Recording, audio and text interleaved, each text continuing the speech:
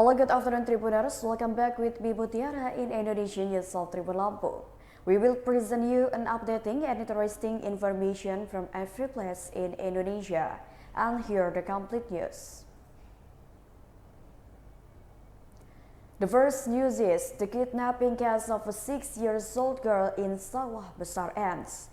Malika Anastasia was kidnapped by a man on route Gunung Sahari 7A, Sawah Besar, Central Jakarta on December 7, 2022. The police finally caught the kidnapper of 6-year-old Malika Anastasia. The boy was previously rushed by scavenger with an auto rickshaw at Gunung Sahari, Central Jakarta.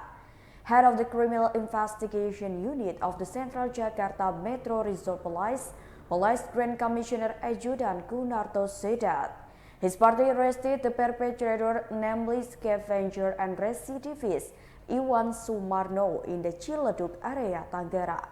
During the arrest, the victim Malika Anastasia was also found safe. Malika was the victim of a man's kidnapping on Gunung Sahari Route 7A, Sawah Besar, Central Jakarta. She was found on Monday, the 2nd of January 2022 in the evening. Malika was kidnapped 26 days ago starting from the 7th December 2022. Meanwhile, when contacting the head of the Criminal Investigation Unit for the Central Jakarta Metro Resort Police Grand Commissioner Adjudan Gunarto said that the perpetrator was arrested on the side of the route and Malika was in the cart pulled by the perpetrator while scavenging. At this time, Gunarto said Malika was being taken to the Republik Indonesia Police Hospital Kramat Jati to receive medical treatment. Meanwhile, Gunarto mentioned the perpetrator himself further investigation is still being carried out to find out developments related to this action.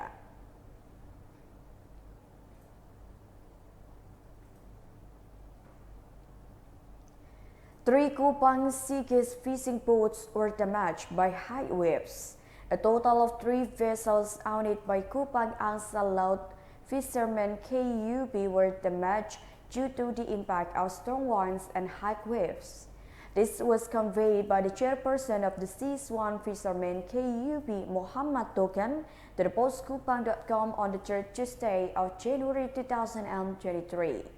The man, who is usually called Dewa, admitted that as many as 3 units of boats owned by fishermen in Oe Sapa, Kupang City, were damaged by the high waves.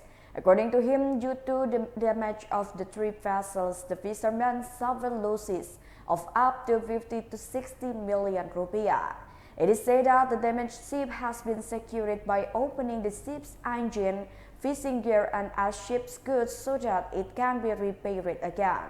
Due to strong winds and high waves, the Kupang Siswan Fishermen's KUB has chosen not to go to sea for 3 weeks.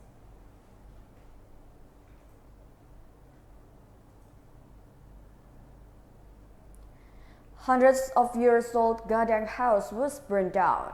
There were 2 reasons for the destruction of the Gadang House, a building closely related to the Minangkabau tribe, especially in direct area, altitude area in West Sumatra. According to him, another factor that is still closely related to the why the Gadang House was abandoned by its owner is the Minang people's habit of going abroad. Disruption of the female lineage. For example, it also causes no one to take care of the Gadang House anymore. Like other residents, Darmansyah came to see the fire that destroyed 6 old buildings, including 3 garden houses in Jorong Balai Pandan, Nagari Chupak on Wednesday, the 4th of January 2023 in the early morning. Fires, like in many places, as always invite crowds. Darmansyah said that initially, a local resident tried to put out the fire using piped water from the regional drinking water company, which had been broken down on the side of the road. The effort was fruitless. The fire grew bigger, devouring the house made of wood so easily. It didn't take long, even though the fire engines were deployed 30 minutes after the first fire appeared. The 6 old houses were already covered in flames. After that, all that was left was the foundation of rubble and charcoal, as well as the cherry pillars supporting the garden house emitting puffs of white smoke. The 3 garden houses, says Leeds da Sentosa, had been built hundreds of years ago.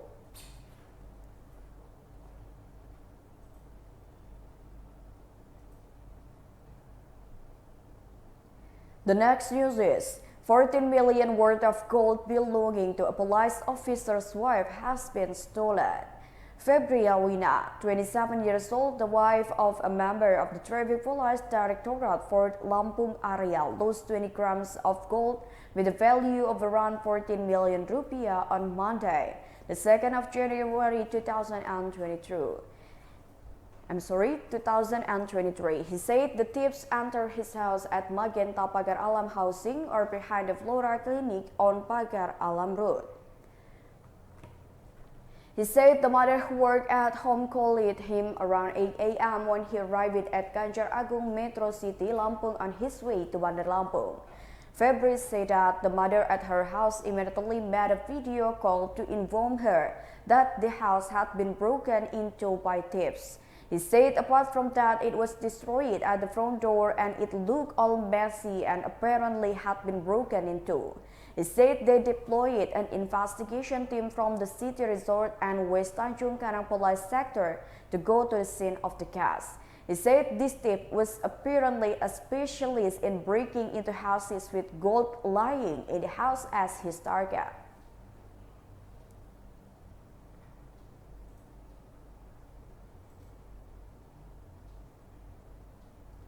Follow-up trial of the corruption case of cooking oil scarcity. The corruption case in the provision of export facility for crude palm oil or CPO and its derivative products including cooking oil will enter its final round today on Wednesday, the 4th of January 2023. The verdicts against the defendants will be read out by the panel of judges at the Corruption Court at the Central Jakarta District Court. Regarding the verdict that will be read out, a criminal law expert from Al-Azhar University Indonesia, Suparji Ahmad, alluded that the sensitivity that the panel of judges must have. He reminded the defendant in this case not be given an acquittal. If this happens, it will reduce public confidence in law enforcement efforts in Indonesia. In this case, Suparji also recalled 6 points of facts from the trial that were deemed in accordance with the demands of public prosecutor's team. For information, in this case, the public prosecutor has demanded that the assistant team for the coordinating minister for the economy of Republic Indonesia, Webinanto Halimajati alias Lin Che-wei, be sentenced to 8 years in prison. Lin Che-wei is also required to pay a fine of 1 billion rupiah, subsidiary of 6 months in prison. Apart from Lin Che-wei, the prosecutor also demanded that the former Director General of Foreign Trade of Ministry of Trade Indra Sari Wisnuwardana be sentenced to 7 years in prison and a fine of 1 billion rupiah.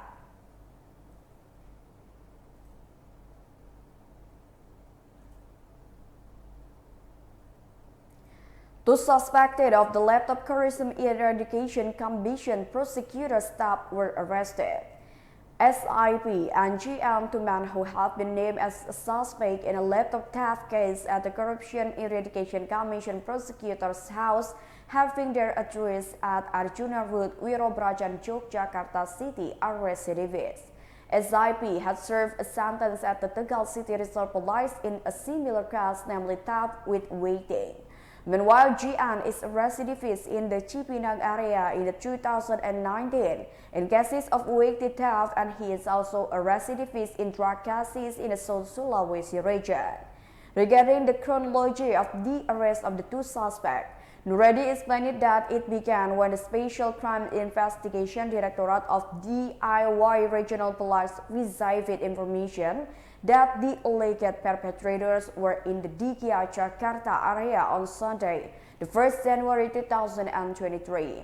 After one day, to be precise on Monday, the 2nd of January, the operational team from the General Criminal Investigation Directorate of DIY Regional Police succeeded in securing a ICE-IP in the Cilincing area, North Jakarta. Case development was carried out until the same day the police arrested the second perpetrator, namely Jian, in the Ciracas area, East Jakarta. The two of them were then taken to DIY Regional Police Headquarters and only arrived in Yogyakarta on Tuesday, 3 January 2022 in the morning. The process of further investigation by the police is still being carried out because the motive for the two of them to carry out the theft of bag belonging to the prosecutor of the Corruption Eradication Commission initials AVN, which contained a laptop as well as other items, namely a hard disk and a cell phone, is still unknown to investigators. From the interim inspection, SIP and Jian disposed of some of stolen goods in a river. However, whether the items thrown away were laptops, hard disks, or other important items belonging to the victim, it is still unknown.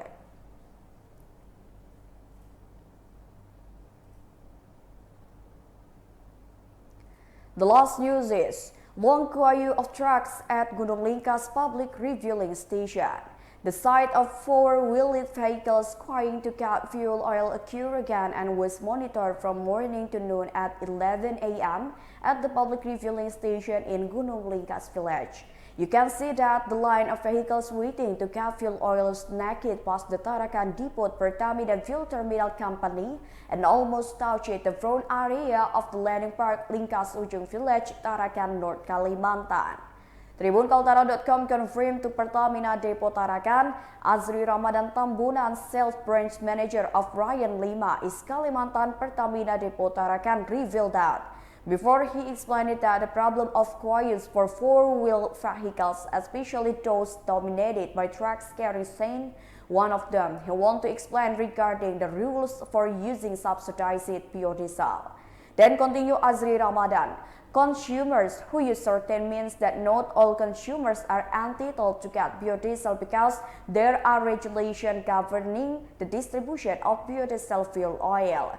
The phenomenon that occurs is related to lines of biodiesel fuel when seen directly in the field, which queue the majority of sand transport trucks, and that needs to be investigated further, whether the trucks carrying sand actually have right or not. In response to this condition, his party does not want to let go. His party has tried to filter the quiet vehicles. However, he continued, everything can be successful if all related agencies can work together.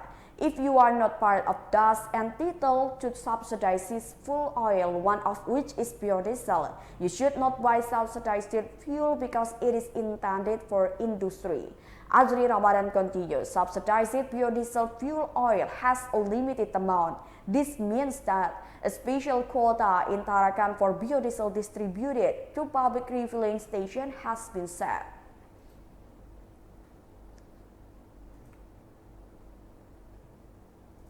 Well, I think that's all the news for today. With me, Mutiara. Don't forget to follow us in YouTube Tribun Lampung News Video, Facebook Tribun Lampung, Instagram @Tribun Lampung, and TikTok @Tribun Lampung for further information.